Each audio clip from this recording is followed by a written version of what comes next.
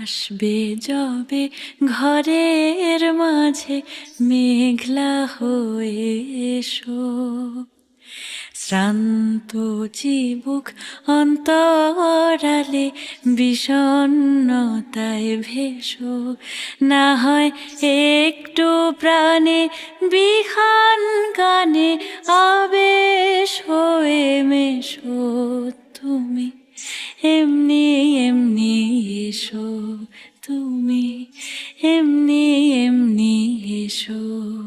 তুমি আমার কাজল কালো মেঘের ফাঁকে শশী, যাওয়া আসার পথের ধারে নিখাদ গড়িমসি।